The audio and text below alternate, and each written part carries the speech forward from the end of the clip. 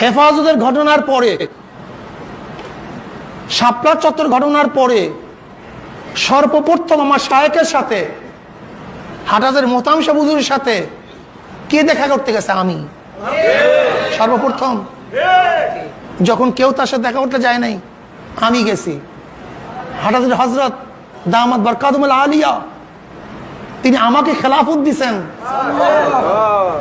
এবং সেই খেলাফতের সাক্ষী যেমন তেমন লোক না, জুনায়েদ বাবুরগিরি দামাত বরকাতুল আলিয়া সহ এরকম বহুত আলেমরা হযরত আমাকে কি মোহাব্বত করতেন, শুধু একটা কথা বললেই বুঝবেন।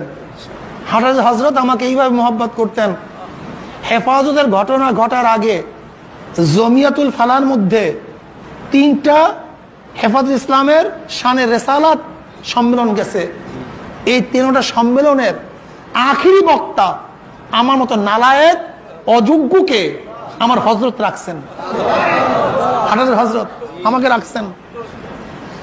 আমাকে হযরত কি পরিমাণে মোহাব্বত করেন যে আপনারা চিন্তা করতে পারবেন না। হ্যাঁ, আমাকে হুজুর কিভাবে জড়ায়া ধরতেন চিন্তাও করতে পারবেন না। আপনারা দেখছেন আমি হুজুর যদি যাইতাম, হুজুর খুশি শুধু আমাকে দাঁড়াইয়া জড়াইয়া ধরতেন, দাঁড়াইয়া জড়াইয়া ধরতেন। এত মোহাব্বত হুজুর আমাকে করেন যে নজিরগুলি এখনো প্রেজেন্ট। শুধু তাই নয়, এই শাপলা চত্বরের ঘটনার পরে আজ পর্যন্ত হেফাজতের বিরুদ্ধে, শাপলার বিরুদ্ধে এই মুখ থেকে ভুলেও একটা কথা আমরা তার বিরুদ্ধে বলি নেই, দেখাতে পারবেন না।